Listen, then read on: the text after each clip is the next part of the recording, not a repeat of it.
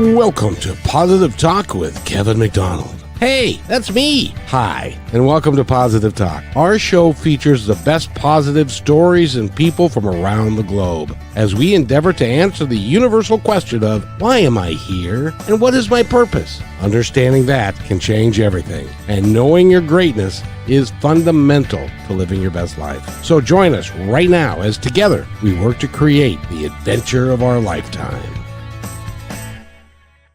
And welcome to the show, everybody. My name is Kevin, but you knew that. And Brachelle's right there. Hey, Brachelle, how are you? I'm doing good. I'm excited for our next guest. We've had a great day today. She's also involved in our Positive Connections family and talks all about loving yourself and healing to be who you are. Welcome to the show, Shalina. Thank you for being here.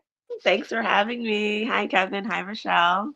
It is so Hello. awesome to have you here, and you have become part of our family. I love that. Thank you. And with Positive Connections, and that continues to grow. Yes. And stuff. So if you want to go, Rochelle, if somebody wanted to join just for fun, Positive Connections, how would they do that? Yeah, go to Facebook and just type in the search bar Positive Connections. And the first thing that will pop up is the little group that we have created that's like my little baby. And Shalina also has posted there about her beautiful children and herself. Mm. And so we had to have her on the show. So yes, join in with us there. Oh, absolutely. And we were getting a little bit of feedback, Rochelle. Was that from your earpiece? I don't think so. Never had that happen. I Nope. do hear it though. Or don't know. Or don't know. Anyway, we continue on. Shalina, welcome to the show. It's so nice to have you here. Thank you. Tell Thank us a you. little bit now. You're a published author, Yes, right?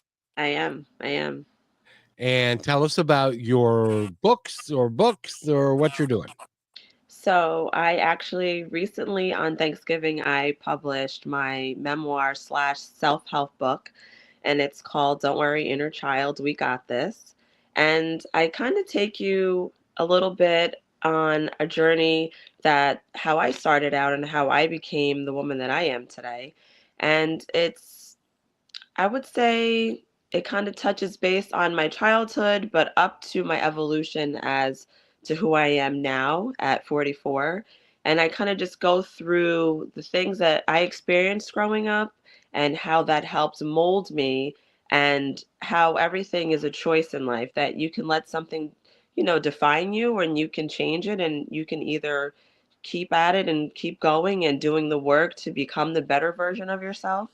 And I was grateful enough to come across different people that were influential in my life, and I would say inspired me and motivated me to do the work and what that actually meant to help me on my journey to become who I am now.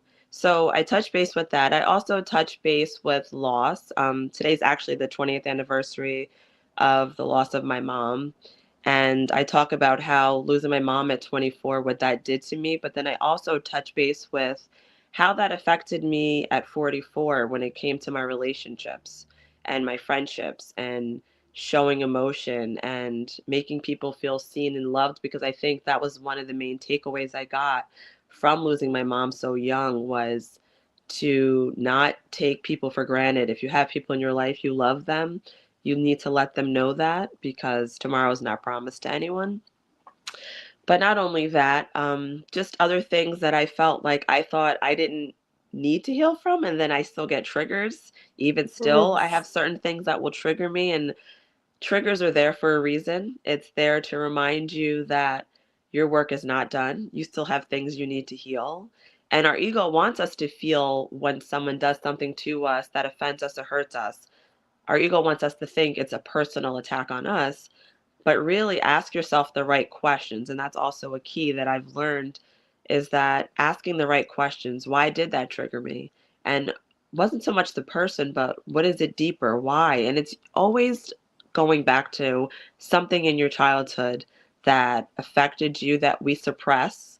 And I honestly feel a lot of us are adults walking around as broken children because either we weren't given the tools to heal or we weren't taught how to use those tools, even if, let's say, we were given the tools. And I've found that a lot of adults that don't have the tools or know what doing the work means tend to escape. And their escapes could be drugs, alcohol, shopping addictions, and that escaping is what numbs those suppressed things. So I want to try to inspire people to do the work more, and that by sharing my journey, it lets people know that, you're not alone. We all go through things, and that no one's different. It's just our journey that's different. So Mm. that's Yeah, pretty much what I yes, touch indeed. base on. So I have to ask you, Sure. because you Yes. are just barely into your 40s, Yes. so you're halfway done. Not even. You're probably a third of the way done. Where where are you gonna end up from here, young lady? Ugh. I always have this thing where I say, you trust the timing of your life.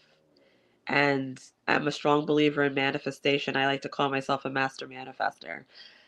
But sometimes the things that we either pray about or try to manifest don't come the way we want or at the time that we want. So that's when the trust your timing of your life comes into play for me. So far since I published this book, and it's funny, I've had this book, I want to say I started writing it when I was about 22 years old. And I got discouraged because I said, my hand's going to fall off. My hand cannot keep up with the thoughts that I have going on in my head of what I want to put on this paper. So I stopped writing for a while. And then 2 years ago, I found that notebook. And during that time, I started writing a children's series about my children's lives. And when I found that notebook, I felt something strongly in me say, you need to finish this book and get it out. And I actually work at a school, so I had a teacher, a friend of mine, who said, you can do voice notes and transcribe that, and then just have your editor do the rest. And that's exactly what I did, but it still didn't happen overnight. It still took me 2 more years to get to where I am. But I've had such amazing positive feedback and doors open for me that for me to say and give you a straight answer of where am I going to end up, I just know, and I've always known in my soul, I'm meant to do something great and be big at it. I've Mm. always felt it, I knew it, but the funny part about it is you never know what that's going to be. But one thing I knew for sure was I love to help people, I love to heal, and if I can make as many people feel seen in this world as possible, because I think at the end of the day, that's what everyone wants. So where that's taking me, and so far it's been taking me in a lot of good places. I'm here with you guys. And I think that's something I wasn't doing a year ago, a podcast and having my book out. And actually, people not only, I think there's something to say if you read a book from an author and you can resonate or grasp with some of those things in that book. But I think there's something different when you see the person, you hear the voice, and you feel the Mm. energy that I'm not just writing. I fully believe everything that I say and I practice what I preach. I think that hits people a lot more and deeper. So, It Yeah. does. It does, Michelle. Yeah, it's just so powerful to be able to share your journey, and I loved how you started it at 22, and then it just kind of came back around to you 10 years later. yeah, I mean, Kevin, we're talking about that, and I told him I've been wanting to write a book. I've had so much that people would probably love to read and learn about. absolutely. Um, but I truly believe that it's not going to come in the time it's not meant to be, and I'm not done with my story. Um, and there's so much to go back on, but to provide something for someone to feel seen, that is huge. Just getting through your life day to day, we kind of just, Yeah, we're here and we're there, and everybody comes and goes. It's like that moment when someone stops, holds the door for you, and they're like, "Hey, I love your jacket." It's right. those moments that make you feel seen, and it kind of gets you back connected to where you are. I'm pretty sure you've experienced that. The more you help other people, the more you're actually kind of helping yourself. Yeah. And it's so true because, like, when I say we all want to feel seen, it could be in any way, shape, or form. Like you just said, open the door, giving someone a compliment. That doesn't hurt you to do that. Yeah. And I could meet you today, Rochelle, and you could mention that you love purple flowers. And when it's your birthday, I will not forget that you said on this day you love purple flowers. Best believe I'm getting you something purple. But that's just who I am, and I've always been that way. I don't know how to be any other way. But I know that that is those little bit of things is what makes another person feel that I didn't forget about you. Yeah, especially coming from a stranger. I feel like it's Right. 10 times more powerful when it's like, wow, they still remember that. Yeah. Because then it makes them realize how important they are and how much of an impact they had just in mentioning something to somebody. Because really, that's what you want them to be aware of, is how powerful their impact is as a person, not just for their face or their hair or how much money they Right. have, type of thing. It's funny. Did you I say actually hair? your hair, you said? Yeah, I told Kevin I'm gonna get him a wig so he can flip it around. Now, Shalina, I want to mention something to you. And have you ever Sure. heard of the expression the 50,000 foot view? No, I did not. Let me explain. We are, it's like our lives are in the middle of a forest, Right. and we get to see the tree in front of us and the tree behind us. We know where we just were, and we know where we're going in the short term, but we really don't know where we are, and we don't know. And so, um, our guides or the people on the other side or God or whoever, they get to have the 50,000 foot view.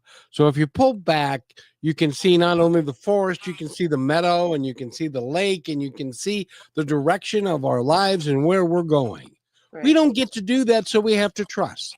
We Right. have to trust that we are going to walk in the right direction, and that when we start walking in the wrong direction, we're going to get gently or not so gently nudged back into Right. the right direction so that we can continue to complete the journey of our lives. And that's why you don't know what's going to happen to you in 10, 15, 20 years, No. because you're not allowed to. It's not important. What you know is that today, how you are today with the people that you meet, how you're interacting with other folks, that's the important part. Does that make sense? Absolutely. I'm okay with that, though. I'm okay with not knowing. I actually feel like it's a little surprise. Mm. Yeah. I I'm look like, at it what's like, oh, I love next? when these little surprises happen. Like, I love them because I have things happen all the time that I'm like, whoa, I wasn't expecting that, but I'm here for it. Yep.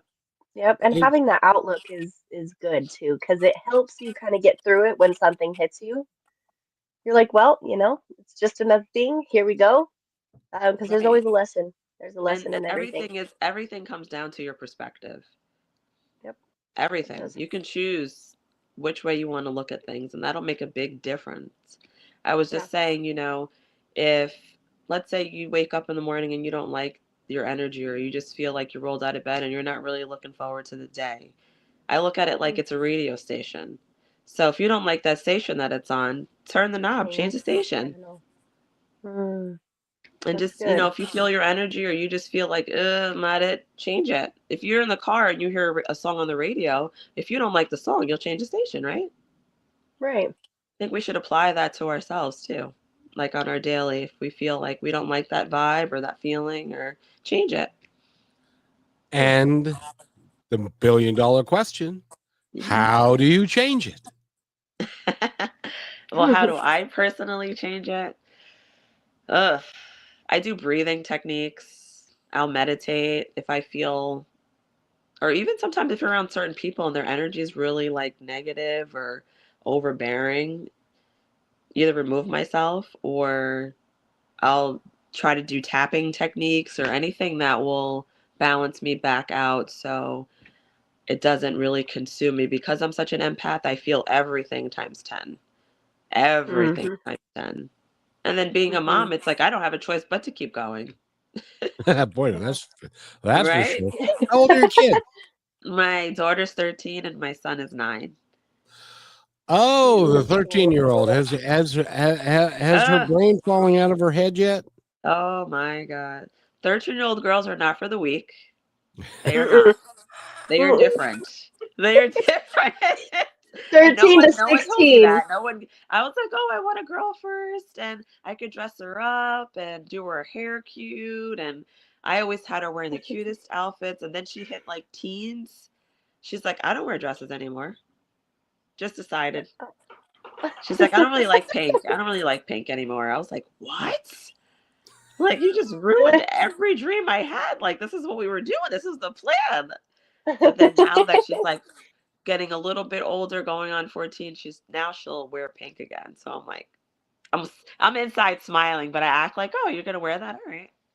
Yeah, yeah. It's Okay, that's what you're into, I guess. Like, Dreaming a little girl, I'm game right you here. have to play. oh my Yep. goodness, girls are different. They're a lot easier for Yeah. their dads, though. Well, True. that's because there's this father daughter thing, and she wants to please him and stuff. So Ugh. it, I'm not gonna lie, I'm a daddy's girl. I'm 44, and I am still a daddy's girl. So I get it. Oh, I get it. me I too. understand it. Yeah, I'm just like, what? I'll harass my dad every day on the phone just to check on him and talk to him. Yeah, yeah. And It then doesn't being the matter how mom, old. you're like, Something "Well, great what about happens, me?" I'm calling my dad. Anything Yep. happens, I'm calling my dad still at this age. Like I'm a little kid still.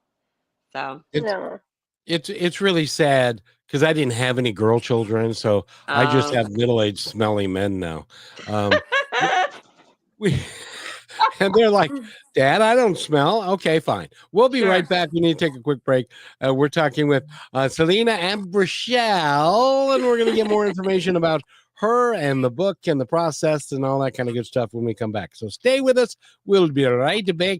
Don't go anywhere. Are you looking for a powerful way to grow your brand while making a real difference? Well, Positive Talk is the perfect platform to align your message with inspiration, hope, and meaningful conversations. By sponsoring Positive Talk, your brand will reach an engaged audience that values positivity and connection. People who want to support companies that share their values. Take this opportunity to showcase your business in a space that uplifts, inspires, and creates lasting impact. Don't wait. Email me, Kevin at kmmedia.pro today to learn how you can partner with us and spread positivity while growing your brand.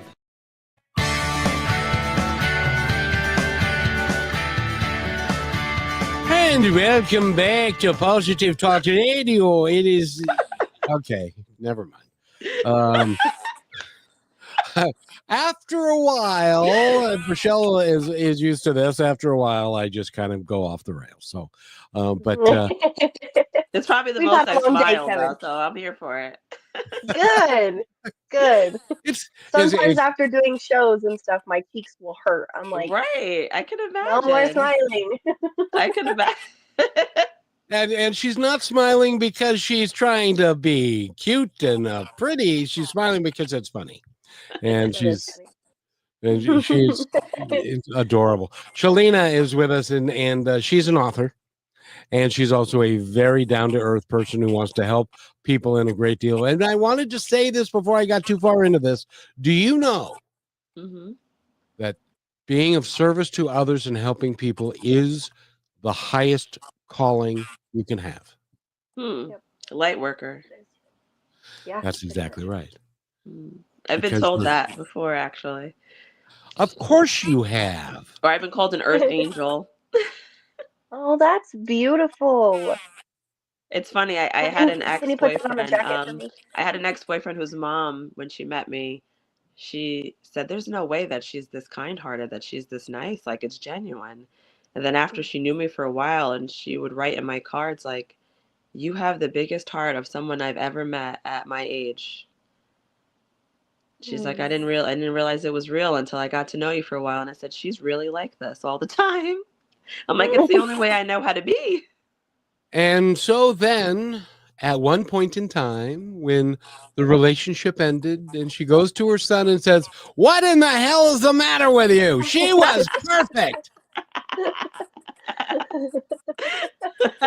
I just take it as I was on another assignment. I was on another assignment. Oh, well, Good way to think about it. Yeah, I was on another assignment. I no, learned he's things about myself. It was just an assignment. no, his mom is still giving him hell because I can tell you, it's like, oh, she's nice, but she's not Selena. I can tell you that right now. Yeah. I mean, there's only Bring me one of the me, dragon. so. But yeah, because moms are that way with their sons. They're like, Yeah, I'm you know, sure. they So because protective. they would also like to for the son to bring home a girl who they actually like. Yeah. You That's know, fair. Ugh. My son's the only boy in our family, and I have three nieces. So they're like, "You're not having a girlfriend." I'm like, that would be great in the fairy tale world. yeah. But Yeah. he already has little girls checking him out, and I'm just like, already at 9? And he's Wait a like minute, so he's not shy and 9. like timid. I'm like, stay this way, stay like that. Yeah. Times have changed so much. I know, Mhm. A 9-year-old boy is being accosted by 9-year-old girls. That's kind of the way it goes these days. I Yep. know. It's things are different now. Like I said, my 13-year-old, I'm just like, I was not like this. But my sister Yeah, they're says so she's you grown. on steroids. Yep. There are karma, I swear. I don't believe it though. I'm like, I need receipts.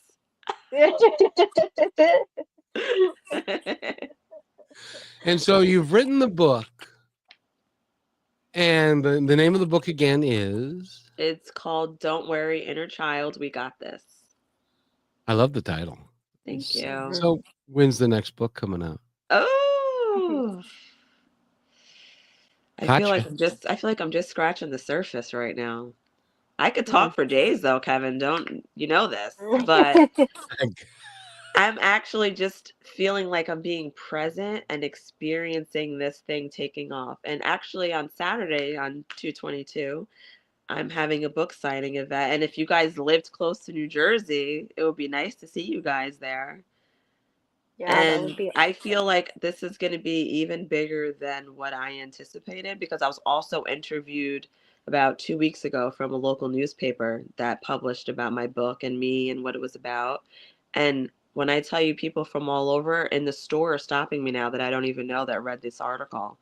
And I'm like, now I got to make sure my hair is Mhm. done when I leave the house Yep. because is this what celebrities feel like? Because I Yep. definitely am like, I knew I was meant to be famous in some way, but I'm like, I gotta make sure I look appropriate when I leave now. Before I was just like, I gotta go to the store, I'm in and out. And now I'm like, did my hair look brushed when she saw me? But you're not the first one to ask me when is the next book coming out. But I feel like as long as I'm still going, I have still stories to still tell. Mm. Yes. Well, now So this is a memoir. When does it end? What age were you when the book is ending? when I finished, probably 2 years ago. See? So now you've got 2 years to write about for your next book. Yeah, I do. I do. I got 2 more years. I do. And it's funny because ironically, I'm a very private person, which you would never suspect that. And then the day that I decided I'm going to publish this on Thanksgiving, because it's something for me to be so grateful for, and I felt like other people would be grateful for when they read it. When I pressed like that button to, okay, make it available, I said, do you realize what you've just done? You put so much of your information and personal information out for the world to read, and you're someone that barely shares anything. And I'm like, I can't believe I just did that. But then I said, no, I feel like whatever my gift is and my purpose is so much bigger than me feeling like private and keeping it to myself. I felt like the calling on this is so much bigger that I just let it out and lets it supersede. Who's Jessica? Oh, that's my best friend. Hi, Sissy. Oh, I love that. My first name is actually Jessica, and nobody really knows Get that. So when I see another one, out I'm like, of here. "Go girl!" Oh, wow. Yes, Oh, that's my bestie. She's supporting me. Sure, well, it's wonderful to have support. I And agree. I agree. and you've got such a great smile, such a great personality, and you've got a great heart, and you're doing all the things in your life. And I imagine your 13-year-old in and amongst bouts of hormonal Oh, gosh. difficulties thinks the world of you. No, that's my girl. She actually looks just like me. She's like a carbon copy of me. But out of spite, she'll say she looks like her dad. This is what I'm saying, Kevin. This is what they do. But if you see her, you'll say, "Oh no, that's you," as a child, and she'll be like, "I don't know. I think I look like my dad." I'm like, "What?" Girl, who are you fooling? That's what I'm saying. Like it's so funny, but that's I went through a phase where when I was 20 years old, I got diagnosed with fibroid tumors, and the doctor said to me, "We don't know if you'll be able to ever have children." So you're telling someone at this age who I was a maternal person since I came out of the womb. I only ever had baby dolls for Christmas that I could take care of Mm, like they were real babies. Never had Barbies, only babies. Up yep. until, I don't know, I was probably like 12, 13. I always wanted the new Baby Alive doll, right? So for them to tell me that at that age, it almost broke me. It really did. It almost broke me because being a mom was something I knew I yearned for. It was a part of like my character of who I am as a person. So I went through 6 different doctors, and finally in 2005, I found a doctor that knew what to do about it. But in between that time, I'd had surgeries, procedures. I was a guinea pig for 6 different doctors because no one knew what to do with these things that grew in someone at my age. It was not very like common yet. Mhm. So I finally had surgery on my dad's birthday, actually, and he sat with me. And my mom had passed that February of that year. And that June 1st, I had that surgery, and my dad sat next to me at my bed. And I'll never forget that. I said, the way my dad is with me and how protective and supportive he is of me, I said, if I don't end up with a man that loves me the way my dad loves me, then it's not the right person yet. And I had my daughter in 2011. I actually even went to a fertility doctor, most people don't even know this, to see if I would have a hard time having children after I had those tumors removed. The doctor didn't even have to do a test on me. I ended up having my daughter in 2011, never had a sickness, never felt anything during my pregnancy. I felt like I was being gifted an easy pregnancy for all the pain that I went through with those tumors. And they grew back. The things with those things with fibroids is when you remove them, they grow back, and they usually grow back with a vengeance. I had my son in 2015. Those things grew even more after that. And not only did they come back, they brought friends with them, and they grew with other things that were growing in me.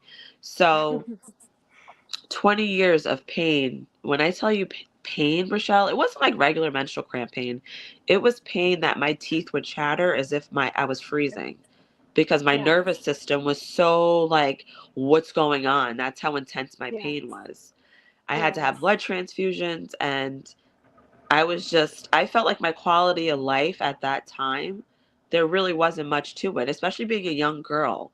Like when you're Yeah, young, that's you go so to the young. You beach with said you your were 20? friends, you guys are, but I was either in pain or I was having 2-week menstrual cycles at a time, and nobody else really knew what I was dealing with besides my sister and my dad, like my family.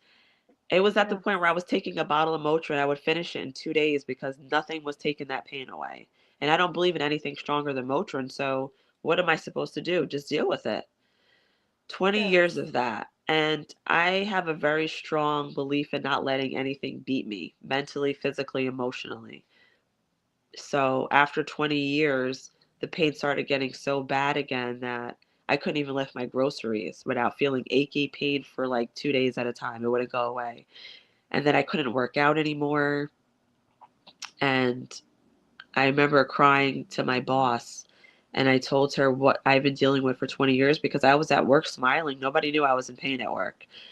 And Yeah. she said to me, you've been blessed with 2 children, and now it's time for you to take care of you. And I said, I'm going to call and schedule the surgery to take everything out because I can't live like this anymore. I was being stubborn in a way because I said I didn't want something else to decide for me that I couldn't have any more children because having Right. children was like part of who I am. Like I'm meant to be a mom. I would have as many as I could if that was the case. But this thing was basically making that decision for me, and that's what kept me 20 years holding on. Was I don't want something else to decide that for me. And then I also look Mm. at it like, you know what, maybe God made me so uncomfortable because these things were going to turn into something else worse. So Yeah. Well, and you I, still have two beautiful children out of that. yeah, That is my little blessings. I amazing. call them my little miracle babies, you know, and I had surgery 2 years ago on 222, which is why my book signing is on 222. And that number holds a lot of significance to me in my life because when my mom passed on 220, we found her Bible in her room and she had a little bookmark inside. And I opened it and I looked at it and she wrote on it 222, the day I was reborn. And we didn't know because we thought that was weird. Her day of passing was 2 days before that. And I scheduled my surgery, Mm. fast forward 2 years ago, and they scheduled me for April. And I said, I called in February to schedule it. And they said, the closest we have is April. And I'm like, oh my God, if you have any cancellations, please call me because there's no way I can wait until April. So on my mom's anniversary, actually 2 years ago today, I went to bingo with my sister to sell her breaks. My mom loved bingo, and the pain was so bad after an hour of sitting there. And I said, something's telling me to call this doctor's tomorrow to see. So I called the next morning. I said, I know you were going to call me, but I just want to know if you have any cancellations. She's like, actually, someone canceled for tomorrow, 222. But you need to see if your insurance can cover this because it's tomorrow. She's like, but go to the hospital, get your blood work done just in case I can get this approved for you. I rushed to the hospital. The lady at the hospital looks at me like I'm crazy. She's like, you're scheduled for April. I don't know why you're here. And I said, they told me to come in. She's like, I have to talk to your doctor's office. So she's like, if you want, go get something to eat. It might take a little while. And I said, something's telling me to stay here, that I have a feeling this isn't going to take long. Not even 5 minutes, you guys. This lady comes back with a piece of paper and she says, I just spoke to the office and you're scheduled for tomorrow, 222, for your surgery. And that was the day I felt like I was reborn because I got a whole new lease on life. Oh I'm not in pain anymore. my gosh. So that's why I wear my 222 necklace, because it has a lot to do with my mom, but also feels like my rebirth date too. It is your rebirth That's date. amazing. Absolutely. Yeah. And then here we are today, and it's been 20 years since my mom passed. So it's been 20 years no pain and 20 years that I feel like I'm living in my purpose right now at this point. Hmm. You are special, young lady, and we need to take our station break, but when we come back, we're going to talk more about your book, and also I want to touch base with you on the fact that all of this happened for a reason, Absolutely. and that it happened in the sequence that it was supposed to. And I'm sorry for your pain, but I think that's true. But I want your opinion on that when we Okay. come back. All right. You're listening to Brushwood Media Network, the best in syndicated talk, news, and entertainment shows. As you go about your daily life, look closer. As you gather with family and friends who love and support you, look closer. There are youth right in your community who don't have the home, warmth, and healing you have. So look closer. Every year across America, a staggering 4.2 million youth are homeless or trafficked. And for 50 years, Covenant House has worked relentlessly to keep them safe and protected. Tonight, 2,000 young people will sleep safely in a Covenant House bed. And tomorrow, they will wake up surrounded by love. They get clean clothes, hot meals, medical care, and a safe place to sleep. 24 hours a day, 7 days a week. In sites across America to help them fulfill the great promise of their lives. So look closer at Covenant House. To help or get help, go to covenanthouse.org. And welcome back to Positive Talk with Brashelle. Brashelle's here. She's in the house. And my name is Kevin McDonald. Brashelle, who's our guest today? We have Shalina, and she has wrote an amazing memoir that is only to continue. She has such a beautiful story. It's so uplifting and really just goes to prove that whoever you are and what you go through, you can still get through it. Just have to learn how to manage those things. And remind me, Shalina, the name of your book. It is called Don't Worry, Inner Child. We got this. I And love what it. made you decide that title? Yeah.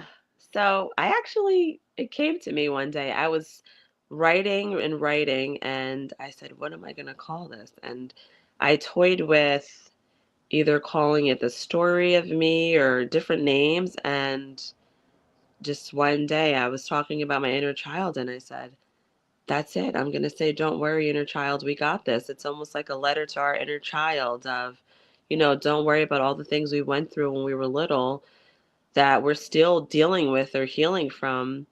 But adult us, we got you, like it's okay now. Everything's going to be all right and we're going to take care of it and you're not going to feel those things you felt before. And it does a lot to just how we perceive things as adults if we Yeah. heal and treat that inner child, we kind of be what we needed when we were little.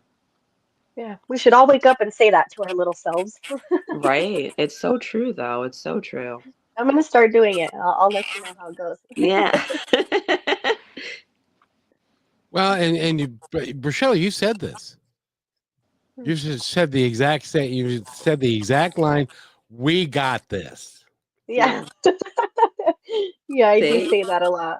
Because it's not just me now. It's me then. It's me in the future. We got this. Right. Right. And you can do it all, and you can take care of it. And you are so good. And um, I want to talk to you about about becoming the best version of yourself. There are lots of folks that have stories and stories upon stories. I'm from when they were a kid. Right. I'm too fat. I'm too short. I'm too tall. I'm too white. I'm too black. I'm too this. I'm too that. And we tend to not think about who we really are. And how do you recommend to people? Because obviously you've given this a ton of thought. How do you Mhm. recommend to people to live your best life and to not believe the stories that some idiot told you when you were 7? Yeah. I mean, that's a lot. It's a lot of inner work, self work, I feel. I feel that even with me speaking personally, I feel like we're always learning and evolving. And I also know that healing is not a linear thing and it's constant. I strive to try to be even better than I was the day before. And I think that the best way to do that is a lot of self-reflection and your intentions on things and how you treat people, and just also be mindful of how you treat yourself. And you have to kind of want to be better. And there's a lot of people that either are here that are never meant to be any different than who they are already and stuck in that same frequency. And then there's people like us that are aware of where we're at in life and with ourselves, and a lot of how we accept things and allow, and the boundaries we put on people, relationships, friendships, just in general, has a lot to do with how you feel about yourself.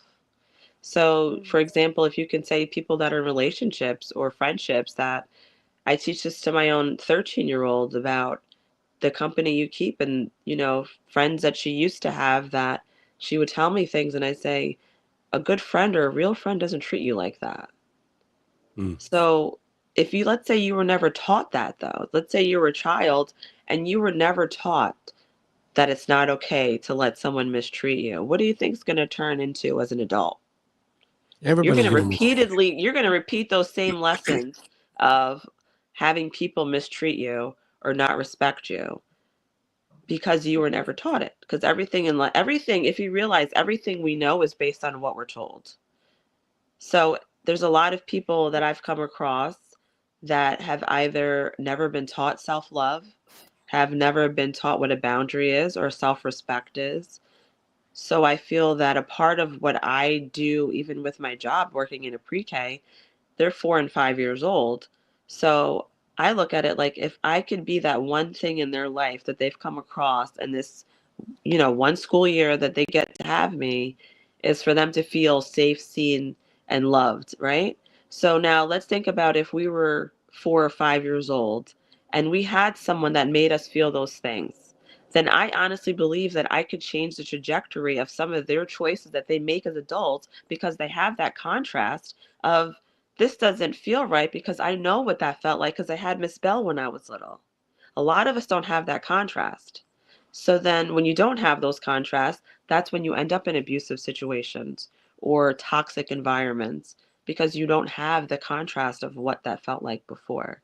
And it's sad Mm. because I mean, even me, I could tell you, I grew up and my family never said I love you. So, what did that turn me into as an adult? Someone that doesn't show emotion because my family wasn't a very emotional, sentimental family. It was more jokes, laughter, showing nothing bothers you. And then when you're an adult, I'm going to emulate that same behavior. So, people always see me and they're like, no one's ever seen you cry before. And I'm like, I Mm. know, it's crazy. So, but I've always been taught to have a thick skin. We don't show that on the outside. But as I got older, I tell my daughter, I was never said that. Like, I was never told I love you when we were growing up. That didn't mean I didn't think my parents loved me. It's just, it's a product of your environment. They weren't Mm. like that growing up either in their household. So then obviously they're going to raise kids the same way. So what do? I do the exact opposite with my children. They will never feel that they're not loved, seen, or safe or heard. They hear I love you 1,000 times a day from me. We pray together before we go to bed at night. My kids know I kiss them on their nose before they go to sleep. They will never feel the things that I felt because I am trying to change the trajectory of the things and choices they make when they're adults. My daughter will sit here and listen to me, and I'll try to coach her on stuff that I've learned and experienced. And she'll say to me, Mom, I'm not you, though. And I'm like, you're right. You're not me. However, if I can instill some of the wisdom that I've learned in my 44 years, then you will be an even better person than I am by the time you're my age. And that's what I'm trying to do. I'm not trying to make you me. I'm just trying to pass down my wisdom and knowledge from my experiences so you can be even better than me when you're older. That is the one thing that kids say, but All I'm the not you. yeah, I'm all the Yeah. time. I'm my own It's person. like, I'm not you. I know. It's, it's like stand up Well, here and so I it's can slap you around a bit. Yeah, I'm like, you look just like me. What are you well, talking about? and it's so important because you're giving her the space, the free and safe space to know that however Yeah, she's feeling or what she's going through, she's allowed to have those feelings and those emotions and those things. right, right. Because, a lot of people when you shelter that in, it comes out in different ways. Yes. And it's so important for these next generations of kids to be able to have that space to hold, whether you're their parent or they're not. I'm so thankful that you're a teacher Oh, because I thank could you. not have imagined having you as a teacher, and I know that I would remember you all the way down the line and be like, this was one of the best teachers I ever had. So Oh, thank thank you for you. what you're doing for those kids. And as somebody who would be their parent, I would love you. Oh, thank you. I get that a lot You're actually welcome. from the parents. If I'm ever Good. absent, they're like, Miss Bell, she was looking for you all day. Where were you? And they'll sit at breakfast, 4 years old, this little tiny, and we'll sit at breakfast and I'll Oh, sit with them at the table to eat with them. And she's like, so where were you? yeah. What have you been doing? But it So honestly doesn't, it honestly does not feel like a job for me. And I'm like, should I even say that out loud? Because I get paid to do this, but it doesn't feel like a job. It feels like my inner child gets to go to a place to play with other kids. It's like it Oh, gets to that's live so again, you know? cute. I now feel this like Yes. it's like I'm going to play every day. this may be the most important question of this entire interview, and that is, how do you sit in that little itty bitty chair? I know. It's not me. It's the other one that's sitting there. It's the little kid that's sitting there. That's why. Yep. So you don't gather another itty bitty chair and sit with them, and your So- knees are in your face, and it's like, My hi, knees how are are you? hitting the desk. They're hitting the table. I just like that's how we catch up and talk in the morning, you know? I'm like, how was your night? Well, Did you and sleep? And they tell me the funniest things. I love it. you're getting at their level. You're Yeah, there with them in those moments. They right. may not have anybody else outside of your classroom that provides them with knowing that they are understood and free to be Yeah, who they are. Because it's important to also talk to kids outside of the kid realm so that they right. understand a little more, right? Right. But also there's the other side of it that's really like it's almost like when if I'm disciplining a child, I get down at their level. I'm not going to stoop above them and yell at them and scream. I'm going to get Right. down at their level and try to figure out what made you make that decision and how are you Right. feeling right now and how are we going to move through this. So the fact Right. that you do that is so important. Right. And also think of it, like you have to be the person you would have needed or wanted when you were that age. Yep, Yes, And exactly. children feel energy too, so Yep, they you do. can and tell, and right? Rochelle's 5 feet tall, and so she doesn't have to stoop down very far to be, to Don't throw me be out there like that, Kevin. Good things come in small packages, Rochelle. Exactly. I'm dynamite. small but mighty. I've There been you saying that go. all my life. Exactly. We need to take our last break of the day. We're talking with Shalina, and she is Shalina Bell, if you want to know the truth. And you can go to her Instagram page and find out all about her, which is Instagram Shalina B. I think is that right? Yes, Shalina B _ Perfect. And we'll be right back after just 30 seconds. Don't go away, anybody. It's just 30 seconds of your life. Just be quiet. Last week, Brandon met a girl on a dating app. One day after work, he finally found the courage to ask her out. No answer. He started to panic. Was he being too pushy? Maybe it was too Hey, sorry I didn't respond. I was driving. I would love to go on a date. How does tonight sound? Brandon tried to play it cool, but inside he knew. A girl so smart, so responsible, she must be a keeper.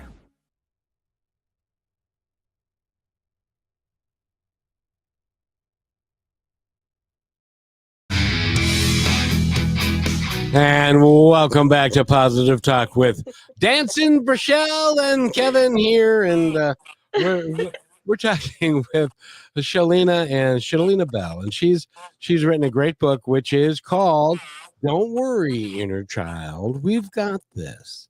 And it's a part memoir, but you're too damn young to have a memoir, so we're going to call it a partial memoir because you're only a third of the way through this little adventure that we call life, and you are meaning and doing so much for people in a real positive way, which is why, by the way, this is Positive Talk, which is why you're here, and I'm really glad that you're talking with us. Brachelle, any thoughts? My mind is running rampant. I think of you and you're like this whole package as well. That's what you said about me, is this whole little package. And you're doing the same. You're helping adults, you're helping children, you're helping teenagers, you're helping even older people who may think, hey, what if I buy this memoir for myself and I do some self-healing before I get to a point to where maybe I don't want to do it anymore. But just to provide the open doors that you can for people in so many ways is incredibly powerful.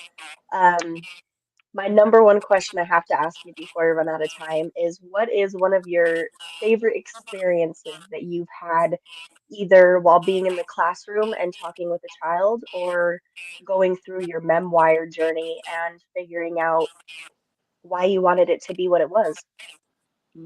That's a good question. Because I could tell you Thanks. answers It to was kind both of of a big those. question. Yeah, Go like ahead, I go could ahead. answer both of those. Uh, I'm like, which side do I answer, Michelle? You gave me an option right now? That's like the worst thing to do Yes. for a Gemini. I don't know if you know that. I know, me too. Mm, Maybe just think of an overall experience of something that has happened that sticks with you that you think of almost every day that continues you doing exactly why you do what you do. I can tell you, when I started working at my school that I've been there for 4 years, right? I I actually was influenced to work there from someone else I know that does the same position in a different school, and they told me you would be perfect at this job. You're great with people, you're great with kids. So one of the things I worried about was having to call Child Protective Services. I'm like, I would hate to ever be in a situation that I would have to call. My first Yeah. year, guess who has to call? Me. Because in my class, I had a little girl that would see me as soon as I walked in, right by my decks, wouldn't leave me alone every single day, right? And then one day I come in and she doesn't come near me. And I said, something's wrong. She's not doing her usual, you know? And I asked her Mhm. to come by me and I said, what's wrong? And I'm looking at her and I'm reading her energy. And I said, something's wrong. She told me her mom kicked her. And she's probably as tall as my waist. I'm 5'5". So to give you an idea of how small she was, you know? And I had to take her to the nurse. They had to check her, do all the things, you know? And it was winter time. She came to school and she had on a sweatshirt, not a coat, a sweatshirt. So my daughter, what I would always do is donate things that don't fit her to the Vietnam vets to pick up. And I had a jacket for her, coat that I had from my daughter, and I brought it and I gave it to her. She would come in with tank tops out. You could tell we're like an adult that would they would tie it with a hair tie on the top of the tank top. Now this little girl is in fifth grade. She was in second grade, I believe, at the time. She's in fifth grade now. And she still looks for me. And she calls me her mom at school. When she would see me at school, she would call me her mom. And I dreaded having to make that phone call and working at a school and dealing with that situation.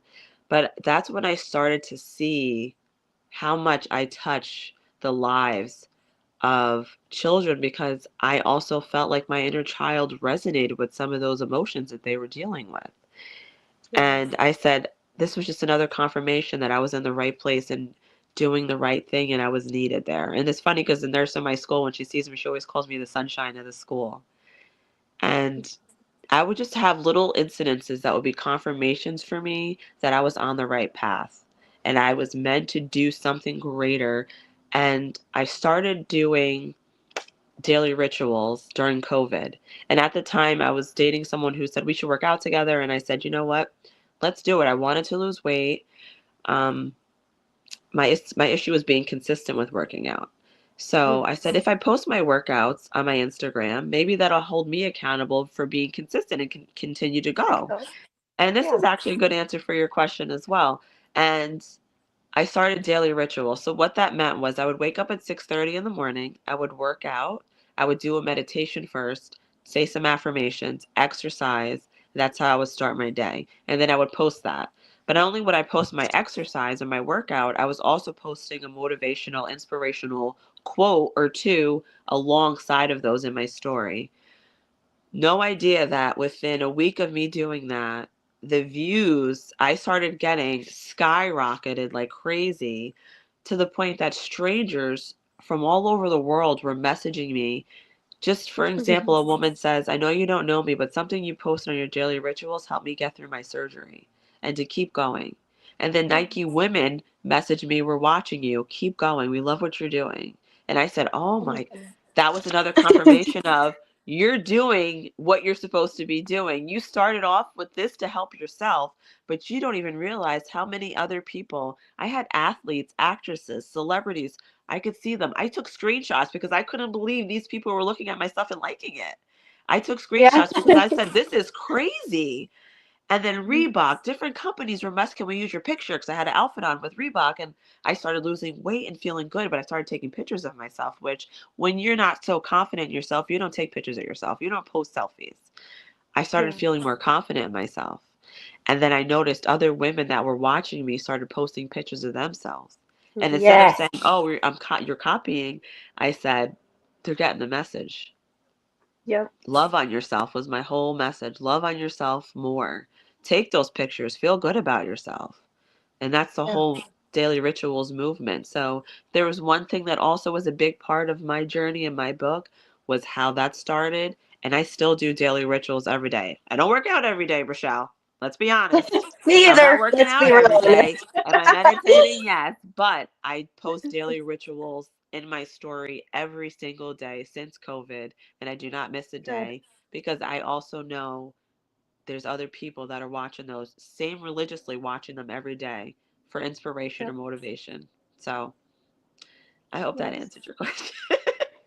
Uh, Perfect. Thank I, you. I, I've got you beat. I don't work out on any day, so I win. Damn it, Kevin. Um, You won. Yeah, you can have that one. I did it. Well, I'm 67. I've had both hips replaced and all that, so there Yeah. is history there. But Probably in not any safe. event, Probably not safe. I want to Yeah. date myself because nobody else will. And I want to mention this to you both. Do you know who Art Linkletter was? No. Hey, The Oh, name Art that sounds is familiar, but that could be from a at TV least I'm show. not alone in saying no this time, Kevin. Now you get to teach us something. Yeah. well. This is your next book, by the way. Oh. What he used to do on television, Art Linkletter, and people that are my age are going, dope. They don't know who he is. Anyway, he was a talk show host, and he would interview 4 to 7 year olds, and they would be each on their own stool, and he would ask them questions, and the segment was called "Kids Say the Darndest Things." Oh yeah. I have heard of that. I used to watch I it with saw my Bill grandma. Cosby. Wasn't Bill Cosby a host on that show later? Yes, Yeah. Yes. See, we before know. Yeah. before he went to jail. That's what you know. I'm it's um, but um, but yeah. So that's the next book I want you to think about The is kids say the kids say darndest the thing. darndest things when Ah. you're asking them questions and they're talking to you about I could life. definitely write a book on that. Yes. That'd be easy. Just take notes every Oh, day in class. exactly. It's As every a matter of day. fact, there was a show when I was 5. There was a show called JP Patches. Okay. JP in the Seattle area was a big name, big name. He was on in the morning and in the afternoon. So you could go watch his show in the morning and then go to school and then watch it in the afternoon. And then Dark Shadows was after that. We went to that show. It's amazing what you remember when you were a kid. But we went to that show and he asked the question, what makes men different than women? And my answer was, women are scared of mice, because my mother was scared of mice. Oh, And okay.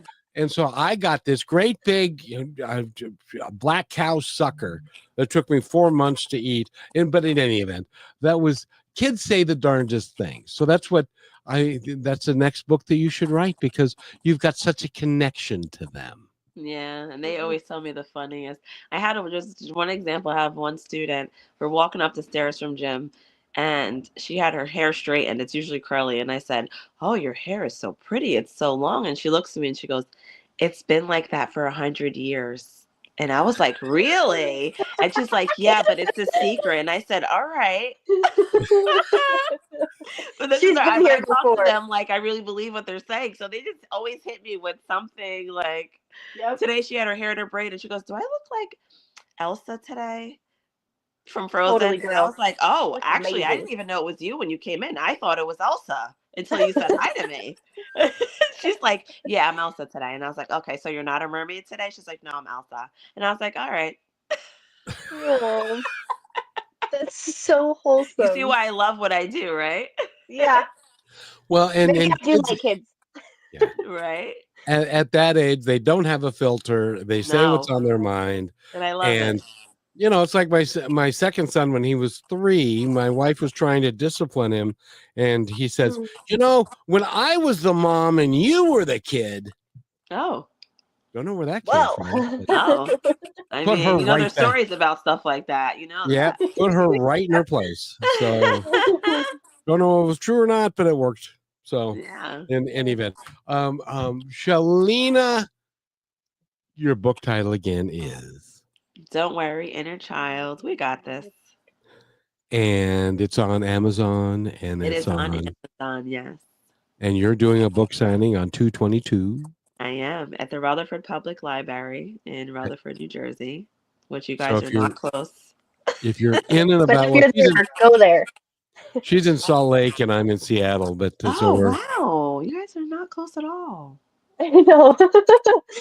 No, but no, if I could come, I would be there. I promise. I would love to see you guys in person. Well, besides yep. here. We're not Someday. close at all. She's young. I'm old. She lives in Salt Lake. I live in Seattle. I can't sleep through the night for various obvious reasons, and never mind. Kevin is crazy. Thank you very much. I do appreciate that. You're welcome. You're the good kind, now, Kevin. You're the good kind. And anything you want to say before we go, my dear, because we're late? No, thank you for having me. It's been a pleasure. Yes, thank you so much, Shalina. I cannot wait to have you back. I know. She's coming to see back. you guys in person. It'll be fun. Yes. Thanks for listening to this episode of Positive Talk with Kevin McDonald. Our purpose is to provide everyone with a positive, entertaining, and educational experience. I would love your feedback and comments about the show, including possible topics and great guest suggestions. Please email me at kevin@kmmedia.pro. And remember, be kind to one another because each other's all we've got. That's Kevin at kmmedia.pro.